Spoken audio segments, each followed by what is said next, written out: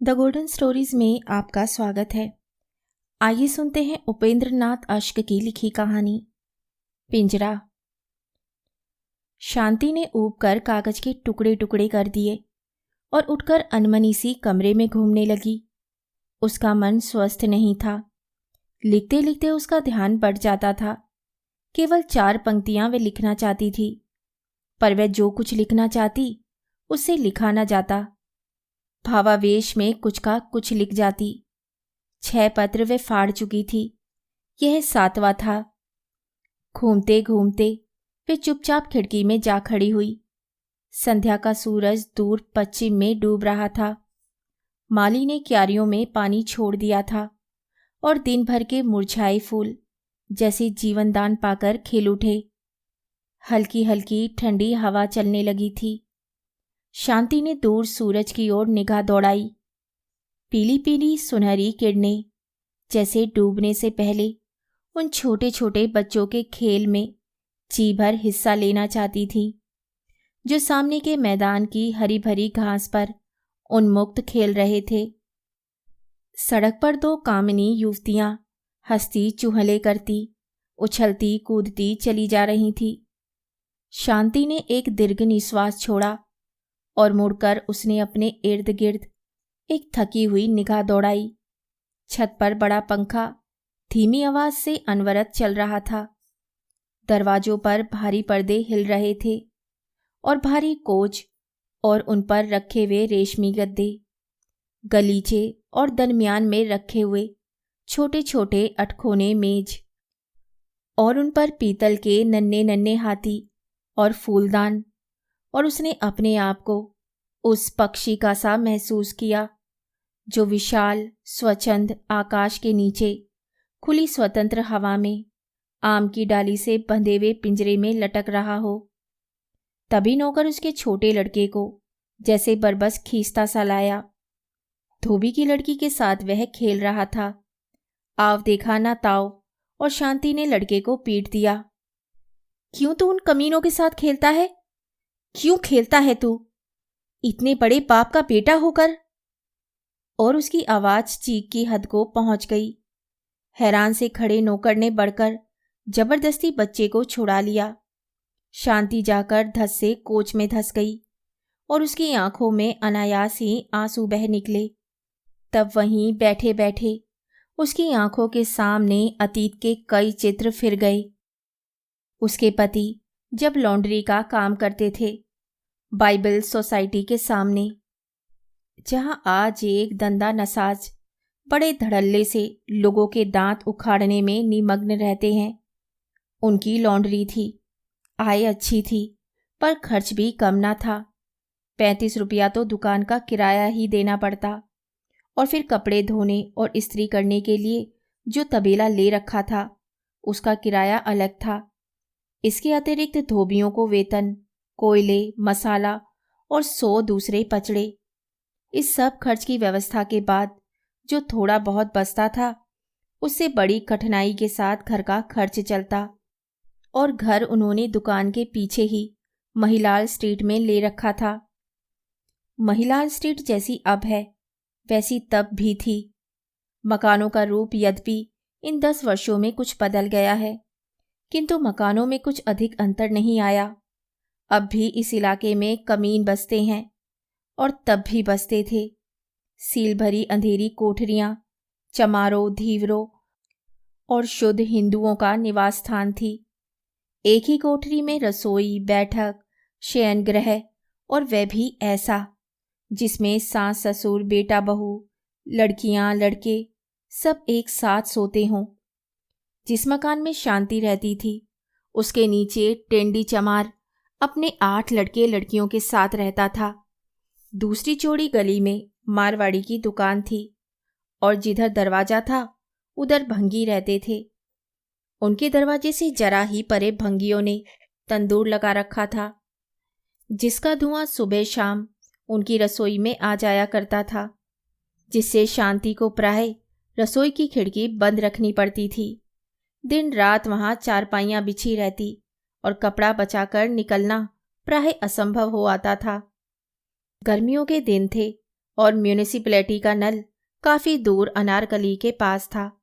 इसलिए गरीब लोगों की सहूलियत के ख्याल से शांति ने अपने पति की सिफारिश पर नीचे डेवड़ी के नल से उन्हें पानी लेने की इजाज़त दे दी। किंतु जब उन्हें उस मकान में आए कुछ दिन बीते तो शांति को मालूम हो गया कि यह उदारता बड़ी महंगी पड़ेगी। एक दिन जब उसके पति नहाने के बाद साबुन की डिबिया नीचे ही भूल आए और शांति उसे उठाने गई तो उसने उसे नदारद पाया। फिर कुछ दिन बाद तौलिया गायब हो गया और इसी तरह दूसरे तीसरे कोई ना कोई चीज़ गुम होने लगी। हारकर एक दिन शांति ने अपने पति के पीछे पड़कर नल की टोंटी पर लकड़ी का छोटा सा बक्सा लगवा दिया और चाबी उसकी अपने पास रख ली। दूसरे दिन जब एक ही धोती से शरीर ढांपे वे पसीने से निचुड़ती हुई चूल्हे के आगे बैठी रोटी की व्यवस्था कर रही थी तो उसने अपने सामने एक काली सी लड़की को खड़ी पाया। लड़की उसकी समवयस्क थी। रंग उसका बेहद काला था और शरीर पर उसने अत्यंत मैली कुचैली धोती और बंडी पहन रखी थी। वे अपने गहरे काले बालों में सरसों ही का तेल डालती होगी, क्योंकि उसके मस्तक पर बालों के नीचे पसीने के कारण तेल में मिली हुई मैल की एक रेखा बन रही थी। चौड़ा सा मुंह और चपटी सी नाक। शांति के हृदय में क्रोध और घृणा का तूफान उमड़ आया। आज तक घर में जमादारनी के अतिरिक्त नीचे रहने वाली किसी कमीन लड़की को ऊपर आने का साहस न हुआ था और ना स्वयं ही उसने किसी से बातचीत करने की कोशिश की थी। लड़की मुस्कुरा रही थी और उसकी आंखों में विचित्र सी चमक थी। क्या बात है? जैसे आंखों ही आंखों में शांति ने क्रोध से पूछा। तनिक मुस्कुराते हुए लड़की ने प्रार्थना की, बीबी जी, पानी लेना है। हमारा नल भंगी चमारों के लिए नहीं। हम भंगी हैं ना चमार। फिर कौन हो? मैं बीबी जी, सामने के मंदिर के पुजारी की लड़की। लेकिन शांति ने आगे ना सुना था। उसे लड़की से बातें करते करते घिन आती थी। धोती के छोर से चाबी खोलकर उसने फेंक दी। इस काले कलूटे शरीर में दिल काला ना था और शीघ्र ही शांति को इस बात का पता चल गया। रोज ही पानी लेने के वक्त चाबी के लिए गोमती आती। गली में पूर्वियों का जो मंदिर था वे उसके पुजारी की लड़की थी। अमीरों के मंदिरों के पुजारी भी मोटरों में घूमते हैं। यह मंदिर था गरीब पूर्वियों का, जिनमें प्राय सब चौकीदार, चपरासी, साइस अथवा मजदूर थे। पुजारी का कुटुंब भी खुली गली के एक और भंगियों की चारपाइयों के सामने सोता था और जब रात को कोई तांगा उधर गुजरता तो प्राय किसी न किसी की चारपाई उसके साथ घिसटती हुई चली जाती। मंदिर में कुआं तो था, पर जब से इधर नल आया उस पर डोल और रस्सी कभी ही रही।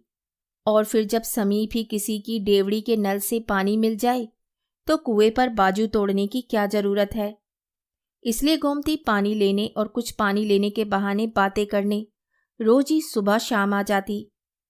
बटलोही नल के नीचे रखकर, जिसमें सदैव पान के कुछ पत्ते तैरा करते, वह ऊपर चली आती और फिर बातों बातों में भूल जाती कि वह पानी लेने आई है और उस समय तक ना उठती जब तक उसकी बुढ़िया दादी गली में अपनी चारपाई पर बैठी हुई चीख चीख कर गालियां देती हुई उसे ना पुकारती।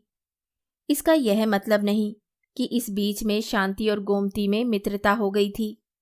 हाँ, इतना अवश्य हुआ कि शांति जब रसोई में खाना बनाती अथवा अंदर कमरे में बैठी कपड़े सीती तो उसको गोमती का सीढ़ियों में बैठकर बातें करते रहना बुरा नहीं लगता।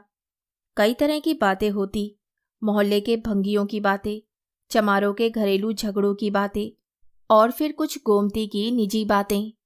इस बीच में शांति को मालूम हो गया कि गोमती का विवाह हुए वर्षों बीत चुके हैं, पर उसने अपने पति की सूरत नहीं देखी। बेकार है, इसलिए ना वह उसे लेने आता है और ना उसके पिता उसे उसके साथ भेजते हैं। कई बार छोड़ने की गर्ज से या कई बार मात्र आनंद लेने की गर्ज से ही शांति उससे उसके पति के संबंध में और उसके अपने मनोभावों के संबंध में प्रश्न पूछती। उत्तर देते समय गोमती शर्मा जाती, किंतु इतना सब होते हुए भी उसकी जगह वहीं सीढ़ियों में ही बनी रही। फिर किस प्रकार पुजारी की वे काली कलूटी लड़की वहां से उठकर उसके इतने समीप आ गई कि शांति ने एक बार अनायास आलिंगन में लेकर कह दिया, आज से तुम मेरी बहन हुई गोमती। वे सब आज भी शांति को स्मरण था। सर्दियों की रात थी और अनारकली में सब ओर धुआं धुआं हो रहा था। ऐसा प्रतीत हो रहा था जैसे लाहौर के समस्त तंदूरों, होटलों, घरों और कारखानों के सारे दिन उठने वाले धुएं ने सांझ होते ही इकट्ठे होकर अनारकली पर आक्रमण कर दिया हो। शांति अपने नन्हे को कंधे से लगाए, हाथों में कुछ हल्के फुल्के लिफाफे थामे क्रय विक्रय करके चली आ रही थी। वह कई दिन के अनुरोध के बाद अपने पति को इधर ला सकी थी और उन्होंने जी भर खाया पिया और खरीद किया था। अनारकली के मध्य बंगाली रसगुल्लों की जो दुकान है, वहां से रसगुल्ले खाने को शांति का बड़ा मन होता, पर उसके पति को कभी इतनी फुर्सत ही न हुई थी कि वहां तक सिर्फ रसगुल्ले खाने के लिए जा सके। अस्पताल रोड के सिरे पर हलवाई के साथ चाट वाले की जो दुकान है, वहां से चाट खाने को शांति की बड़ी इच्छा थी। पर चाट, ऐसी निकम्मी चीज खाने के लिए काम छोड़कर जाने का अवकाश शांति के पति के पास कहाँ। कई दिनों से वह अपनी उम्मी के लिए कुछ गर्म कपड़ों के टुकड़े खरीदना चाहती थी। सर्दी पड़ रही थी और उसके पास एक भी कोट ना था, और फिर गर्म कपड़ा ना सही कुछ ऊन ही मोल ले ली जाए ताकि नन्हे का स्वेटर बुन दिया जाए, पर उसके पति हूँ हाँ करके टाल जाते। किंतु उस दिन वह निरंतर महीने भर तक अनुरोध करने के बाद उन्हें अपने साथ अनारकली ले जाने में सफल हुई थी, और उस दिन उन्होंने जी भर बंगाली के रसगुल्ले और चाट वाले की चटपटी चाट खाई थी, बल्कि घलवे में मोहन के पकोड़े और मटरों वाले आलूओं के स्वाद भी चखे थे। फिर उम्मी के लिए कपड़ा भी खरीदा था और ऊन भी मोल ली थी, और 2 आने दर्जन ब्लेडों वाली गुडवॉन्ग की डिबिया तथा एक कोलगेट साबुन की 2 आने वाली टिकिया उसके पति ने भी खरीदी थी। कई दिनों से वे उन्हीं पुराने ब्लेडों को शीशे के ग्लास में तेज करके नहाने वाले साबुन से ही हजामत बनाते आ रहे थे, और उस दिन शांति ने ये सब खरीदने के लिए उन्हें विवश कर दिया था, और दोनों जने ये सब खरीदकर खर्च करने के आनंद की अनुभूति से पुलकित चले आ रहे थे। दिसंबर का महीना था और सूखा जाड़ा पड़ रहा था। शांति ने अपने सस्ते पर गर्म शॉल को नन्हे के गिर्द और अच्छी तरह लपेटते हुए अचानक कहा, निगोड़ा सूखा जाड़ा पड़ रहा है। सुनती हूं नगर में बीमारी फैल रही है। पर उसके पति चुपचाप धुएं के कारण कड़वी हो जाने वाली अपनी आंखों को रुमाल से मलते चले आ रहे थे। शांति ने फिर कहा, हमारी अपनी गली में कई लोग बीमार हो गए हैं। परसों टेंडी चमार का लड़का निमोनिया से मर गया। तभी शॉल में लिपटा लिपटा बच्चा हल्के हल्के 2 बार खांसा और शांति ने उसे और भी अच्छी तरह शॉल में लपेट लिया। उसकी बात को सुनी अनसुनी करके उसके पति ने कहा, आज बेहद बदपरहेजी की है, पेट में सख्त गड़बड़ी हो रही है। घर आकर शांति ने जब लड़के को चारपाई पर लिटाया और मस्तक पर हाथ फेरते हुए उसके बालों को पिछली तरफ किया, तो वह चौंक कर पीछे हटी। उसने डरी हुई निगाहों से अपने पति की ओर देखा। वे सिर को हाथों में दबाए नाली पर बैठे थे। उम्मी का माथा तो तवे की तरह तप रहा है। उसने बड़ी कठिनाई से गले को अचानक अवरुद्ध कर देने वाली किसी चीज को बरबस रोक कर कहा, लेकिन उसके पति को कै हुई। शांति का कंठ अवरुद्ध सा होने लगा था और उसकी आंखें भर सी आई थी, पर अपने पति को कै करते देख बच्चे का ख्याल छोड़कर उनकी ओर भागी। पानी लाकर उनको कुल्ला कराया। निढाल से होकर वे चारपाई पर पड़ गए, पर कुछ ही क्षण बाद उन्हें फिर कै हुई। शांति के हाथ पांव फूल गए। घर में वे अकेली, सास मां पास नहीं, कोई दूसरा नाता रिश्ता भी समीप नहीं, और नौकर चाकर रखने की गुंजाइश ही कभी नहीं निकली। वे कुछ क्षण के लिए घबरा गई। एक उड़ी उड़ी सी दृष्टि उसने अपने ज्वर से तपते हुए बच्चे और बदहजमी से निढाल पति पर डाली। अचानक उसे गोमती का ख्याल आया। शांति अकेली कभी गली में नहीं उतरी थी, पर सब संकोच छोड़कर वह भागी भागी नीचे गई, अपनी कोठरी के बाहर गली की ओर, मात्र ईंटों के छोटे से पर्दे की ओट से बने हुए रसोई घर में बैठी गोमती रोटी बेल रही थी और चूल्हे की आग से उसका काला मुख चमक रहा था। शांति ने देखा उसका बड़ा भाई अभी खाना खाकर उठा है। तब आगे बढ़कर उसने इशारे से गोमती को बुलाया। तवे को नीचे उतार और लकड़ी को बाहर खींचकर गोमती उसी तरह भागी आई। अब विनीत भाव से संक्षेप में शांति ने अपने पति तथा बच्चे की हालत का उल्लेख किया और फिर प्रार्थना की कि वे अपने भाई से कहकर तत्काल किसी डॉक्टर को बुला दे।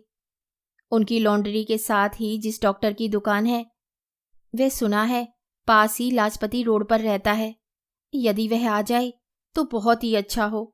और फिर साड़ी के छोर से 5 रुपए का एक नोट खोल शांति ने गोमती के हाथ में रख दिया कि फीस पहले ही क्यों ना देनी पड़े, पर डॉक्टर को ले अवश्य आए।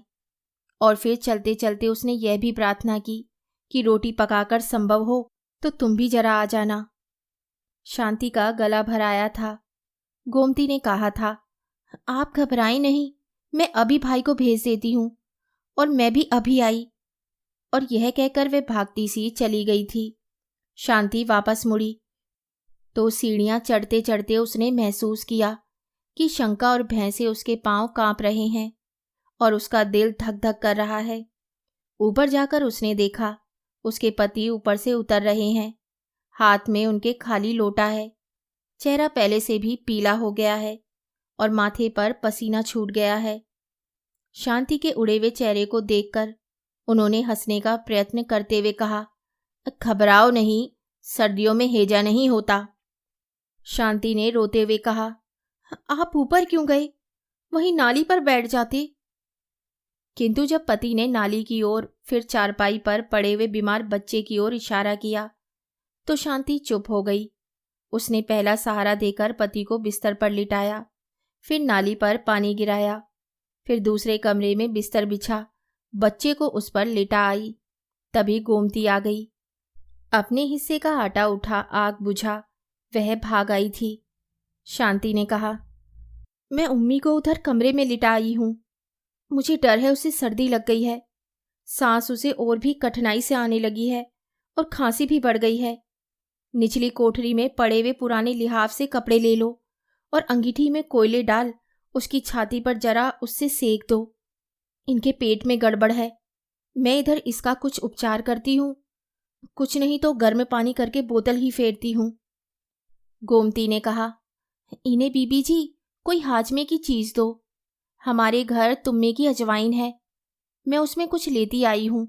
जब तक डॉक्टर आए उसे ही जरा गर्म पानी से इन्हें दे दो। बिना किसी तरह की हिचकिचाहट के शांति ने मैली सी पुड़िया में बंधी काली सी अजवाइन ले ली थी और गोमती अंगीठी में कोयले डाल नीचे कपड़े लेने भाग गई थी। बाहर शाम बढ़ चली थी।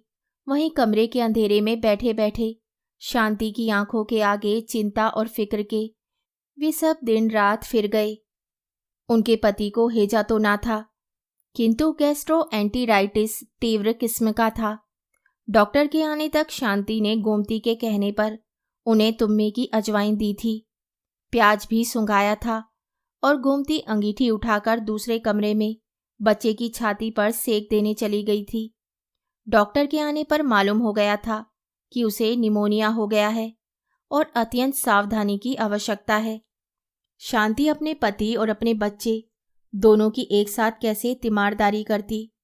उसने अपनी विवशता से गोमती की ओर देखा था, पर उसे होठ हिलाने की जरूरत ना पड़ी थी। बच्चे की सेवा शुश्रूषा का समस्त भार गोमती ने अपने कंधों पर ले लिया। शांति को मालूम भी ना हुआ था कि वे कब घर आती है, कब घर वालों को खाना खिलाती है या खाती है, या खिलाती खाती भी है या नहीं। उसने तो जब देखा उसे छाया की भांति बच्चे के पास पाया।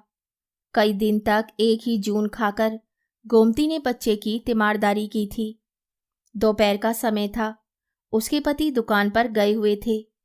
उम्मी को भी अब आराम था और वे उसकी गोद से लगा सोया पड़ा था और उसके पास ही फर्श पर टाट बिछाए गोमती पुराने ऊन के धागों से स्वेटर बुनना सीख रही थी।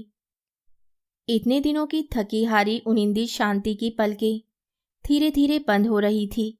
वे उन्हें खोलती थी पर वे फिर बंद हो जाती। आखिर वे वैसी ही पड़ी पड़ी सो गई। जब वे फिर उठी तो उसने देखा उम्मी रो रहा है और गोमती उसे बड़े प्यार से सुरीली आवाज में थपक थपक कर लोरी दे रही है। शांति ने फिर आंखें बंद कर ली। उसने सुना गोमती धीमे धीमे स्वर से गा रही थी, आरी कक्को चारी कक्को जंगल पक्को बेर, भैया हाथे ढेला चिड़ैया उड़े जा।